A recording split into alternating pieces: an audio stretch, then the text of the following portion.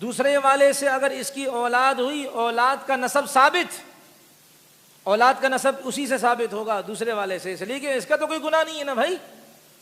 یہ اس میں کہ پوری کورٹ کیا پوری تحقیق کر کے یہ کام کرے، وہ اپنے بندے بھیجے گی، جہاں جہاں رابطے کرنے ہوں گے، اطلاعات پہنچانی ہوں گی، اشتہارات دینے ہوں گے، جو موجودہ زمانے میں بہترین نظام ہے، اس کے بعد کی کارروائی ہے یہ. اچھا، سب کچھ کرنے کے بعد کیا ہے، وہ میت کے حکم میں ڈال دیا اس کو، اور پھر کیا ہے یہ وہ پہلے والا شوہر اگر نمودار ہو گئے، اس کا ہاتھ پکڑ کر پہلے والے کو دے دی جائے گی.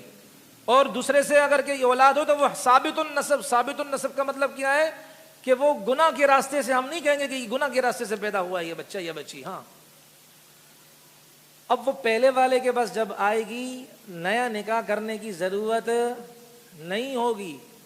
اب ہاں یہ کر لے کہ تین مینسز کیا ہے، وہ اس کے قریب یہ خامن نہ جائے، یعنی صحبت نہ کرے، قربت مخصوصہ نہ کرے، ہے اسی کے گھر میں رہے گی، اسی کے بچوں کی دیکھ بھال کرے گی، خدمت کرے گی، اس سے بات چیت کرے گی، اس کے پاس کھانا بھی کھائے گی. سمجھ میں آ رہی نہیں آ رہی؟ لیکن قربت مخصوصہ وہ اختیار نہیں کرے گی. 3 مینسز گزر جائے پھر کیا ہے، یہ کیا ہے، ریلیشن شپ وغیرہ جو بھی معاملہ ہے وہ کر سکتے ہیں، یعنی کہ میاں بیوی کے جو معاملہ وہ ازدواجی معاملات وہ بالکل کر سکتے ہیں، اس لیے کہ یہ اس کی بیوی ہے. وہ صرف احتیاطی تدابیر کی خاطر وہ 3 مینسز اس کے قریب نہیں جائے گی، باقی کھانا پینا ساتھ چلتا رہے گا، کوئی مسئلہ نہیں ہے. شریعت کتنی باریک بینی سے دیکھتی ہے. یا اسی طرح سیلاب آیا، سیلاب میں بہہ گئے، اب پتہ نہیں، تو اس کے لیے 4 سال کا انتظار نہیں کرے گی، اس لیے کہ سیلاب میں تو یہی ہوتا ہے، بس آنن فنان معاملہ ہوتا ہے، چند دن انتظار کیا جائے گا، اور اس کے انتظار کے بعد کیا ہے، قانون فیصلہ سنا دے گا. تو یا خامن کیا ہے ظلم کر رہا ہے، تو ظلم کے اعتبار سے میں نے عرض کر دیا کورٹ اس سے بلوائے گی کہ بھائی پہلے انسان بن جاؤ تم. اگر پھر بھی نہیں مانتی تو پھر کورٹ کیا کرے گی، فیصلہ سنا دے گی. اس کو کہتے ہیں فسخ نکاح. نکاح کیا گیا، ٹوٹ گیا، اور یہ کورٹ کا فیصلہ ایک طلاق کے حکم میں ہوتا ہے. لہذا اب یہ بیوی اس سے جدا ہو گئی، عدت گزار کر جہاں چاہے کیا ہے شادی کر سکتی ہے. شریعت اتنا اہتمام کرتی ہے کہ عورت پر کیا ہے بھائی ظلم نہ ہو. اور یہ جو ہے نا کہ اگر کوئی اپنی بیوی کے پاس آ کر اس کے حقوق ادا نہیں کرتا، ایک دفعہ بھی نہیں کیے، بس شادی کر لی کہ بھائی کوئی حقوق تمہارے ادا نہیں کروں گا، قربت وغیرہ نہیں کروں گا، بس ویسے میرے گھر میں رہو. کیسے رہو بھائی، یہ کیا طریقہ ہے؟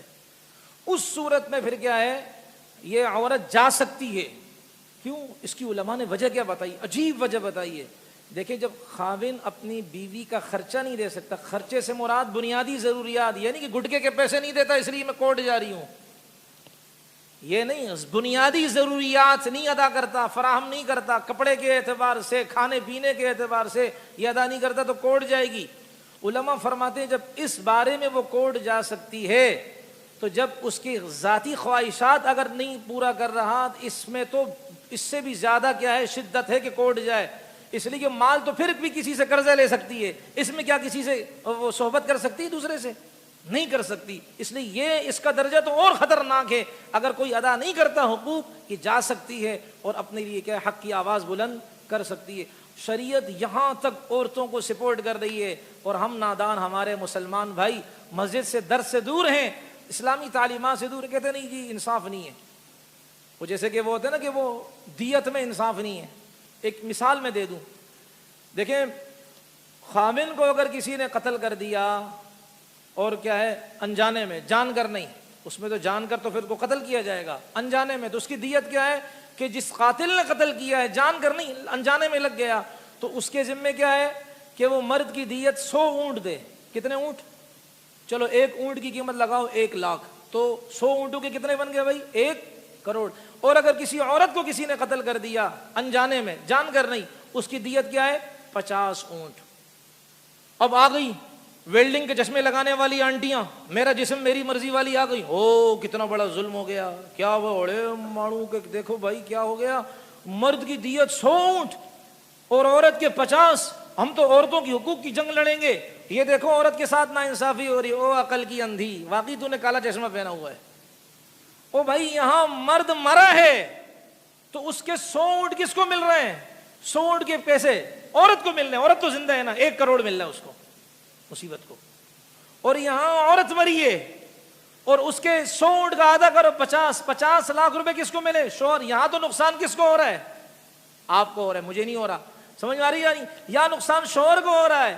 مرد پھر بھی کیا ہے, اقصی مسجد میں ماشاءاللہ نماز پڑھنے آتے, کبھی انہوں نے احتجاج کیا ہے بھائی؟ تو یہاں تو شوہر کس کو کرنا چاہیے تھا؟ مرد کو کرنا چاہیے تھا. ارے بھائی یہ کیا, لیکن مرد کہتے ہیں یار جو آئے آنے تو کوئی مسئلہ نہیں ہے. اور یہاں یہ آنٹیاں ان عورتوں کی دماغ خراب کرتی ہیں کہ نہیں دیکھو جی یہ مردوں کے اور عورتوں کے ساتھ انصاف نہیں ہو رہا, عورتوں کے وہ 50 دیے, اور 50 عورت کو نہیں دی, عورت کے مرنے پر 50 اس کے شوہر کو ملیں گے, اور اس کے شوہر کے مرنے پر 100 کس کو ملیں گے؟ اس سے عورت کو ملیں گے. یہاں تو آپ نے کیا کرنا چاہیے, آپ کو IC کا روڈ بند کرنا چاہیے, لیکن آپ بڑے شریف لوگ ہیں. سمجھ میں آ رہی؟ یہ جن کا دماغ خراب ہوتا ہے نا, وہ اللہ کے لا اور قانون کو چیلنج کرتے ہیں, اور جن کے دماغ میں خناس بھرا ہوا ہوتا ہے, تکبر بھرا ہوتا ہے, وہ اللہ کے قانون کو چیلنج کرتے ہیں. اور جن میں عاجزی ہوتی ہے کہتا میرا اللہ کبھی ظلم نہیں کرتا, میرا اللہ بڑا پیارا ہے. الرحمن, سورہ رحمان شروع ہی کس سے کیا ہے؟ بسم اللہ الرحمن الرحیم شروع ہی کس سے ہے بھائی؟ الرحمن سے. اللہ بڑا مہربان ہے, بڑا رحم کرنے والا ہے. اس لیے تو کسی نے کہا نا کہ بھائی اگر تمہیں سڑا ہوا ٹماٹر بھی ملے اس پر اللہ کا شکر ادا کرو, اللہ کے خلاف جملے نہ کسو. کیوں؟ اس لیے کہ جب تمہارا رزق آسمانوں میں تقسیم کیا جا رہا تھا, قرآن میں آتا ہے نا وَفِي السَّمَاءِ رِزْقُكُمْ, تمہارا رزق ہے آسمانوں میں. جب تمہارا رزق آسمانوں میں تقسیم کیا جا رہا تھا تو نام لیا جا رہا تھا کہ یہ مرغی فلاں کے لیے ہے, یہ انڈا فلاں کے لیے, سڑا ہوا ٹماٹر فلاں کے لیے. تو تمہارا نام اللہ آسمانوں پر لے رہا تھا, اس سے بڑی تمہاری خوش قسمتی کیا ہو سکتی ہے؟ ایک اخبار میں اتنا سا ٹکڑا آ جائے نا, میں پھولتا ہوں, واٹس ایپ بھی بھیجتا ہوں, جی کیا جی اقصی مسجد کے امام کا نام آیا ہے, وہ فلاں جی کیا ہے یاسین کا نام آیا ہے کہ بھائی ماشاءاللہ یہ قبرستان جاتا ہے مردوں کو خوش کرنے کے لیے. تو یہ کتنا پھولے گا کہ جی میرا نام آیا. کہاں بھائی؟ اخبار کے اندر آیا. اور یہاں تو آسمانوں میں اللہ فرماتے ہیں ہمارا نام, آپ کا نام لیتے ہیں. بھائی کتنی بڑی سعادت کی بات ہے. تو شریعت کا ہر مسئلہ خدا کی قسم رحمت ہی رحمت ہے. میں آپ اللہ تعالی ہمیں عمل کرنے کی توفیق عطا فرمائے. تو بیوی یہ ظالم جو ظلم کرتے ہیں نا, 10 سال 15 سال لٹکا کر رکھتے ہیں, طلاق بھی نہیں دیتے ہیں, ظلم بھی کرتے ہیں. تم اپنی ماں سے نہیں مل سکتی ہو, اپنے بھائیوں سے نہیں مل سکتی ہو. خدا کی قسم مولانا حکیم اختر صاحب رحمۃ اللہ علیہ اتنا بڑا انسان گزرا ہے جن کو عرب بھی اپنا امام مانتے تھے اور عجم بھی مانتے تھے. وہ فرماتے جو بیویوں پر ظلم کرتے ہیں موت کے وقت اللہ کلمہ نصیب نہیں کرتا ان کو. اور میرے محترم معذرت چاہتا ہوں, ہماری غیرت کے پیمانے بھی اور ہیں. بیوی کے ساتھ کھاتے نہیں ہیں بعض لوگ, کہتے نہیں جی شرم آتی ہے. اور ادھر بیوی ناچ رہی ہو, معذرت بیٹی ناچ رہی ہو, خوش ہوتے ہیں جی. کیا کوئی کہے بھائی شادی میں ناچ رہے, کیا لوگوں کو بھی خوش کرنا ہے نا, یہ پرس پکڑ والے ہوتے, لوگوں کو بھی خوش کرنا ہے نا جی, لوگ بھی تو ہے نا, معاشرے کے ساتھ بھی تو چلنا ہے بھائی, کیا کریں. اور وہاں جب بیوی کے منہ میں لقمہ, تو ہو کتنا بے غیرت آدمی ہے بھائی, بیوی کے منہ میں لقمہ دے رہا ہے. اور نبی نے فرمایا, نبی سے بڑھ کر غیرتی کوئی ہو. میں آپ کو ایک حدیث سناتا ہوں, ایک عجیب حدیث میں نے پڑھی, میں آپ کو سنا دوں, فائدہ ہو جائے گا.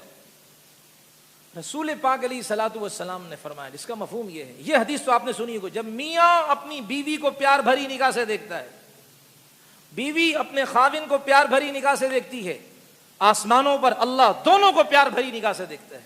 اور اگلی حدیث سنیں, اسی کا ٹکڑا آگے, جب کوئی اپنی بیوی کی ہتھیلی دیکھتا ہے, اللہ تبارک و تعالیٰ صرف اس دیکھنے کی برکت سے اس کے ہتھیلی کی جو انگلیوں کے پورے ہیں وہاں سے بھی اللہ گناہ جھاڑ دیتے ہیں اس مرد کے. اب جانا ہتھیلیاں دیکھنے کے لیے, لیکن پوری حدیث سنانا, ایسا نہیں وہ آپ ہتھیلی دیکھو تو وہ کہ پتہ نہیں کون سا عامل جلالی بنگالی بابا آ گئے, آج کل تو یہ ہتھیلی دیکھتے ہیں. ہاں بھائی, وہ کہے گی پتہ نہیں اب یہ خوشخبری سنائے گا کہ بھائی تیرے اتنے ہوں گے. وہ جیسے وہ قاری حنیف صاحب رحمۃ اللہ علیہ نابینا تھے نا, وہ کسی جگہ گزرے تو وہ بیٹھے ہوئے تھے, یہ ہوتے ہیں نا یہ صدر مدر میں تو پہلے تھے, پتہ نہیں کہاں غائب ہو گئے بیچارے. وہ طوطا شوطا لے کر بیٹھتے ہیں, فال نکالتے, طوطا بھی گنجا ہوتا ہے سڑا ہوا, وہ بھی لگتا ہے فاقے کا مارا ہوا ہے اس حکومت کے, اس کو بھی پیٹرول کا غم ہے, کھانے کا غم ہے, وہ بال اس کے بھی اڑے ہوئے ہوتے, لگتا ہے پروفیسر ہے, زیادہ پڑھا لکھا ہو گیا اس لیے.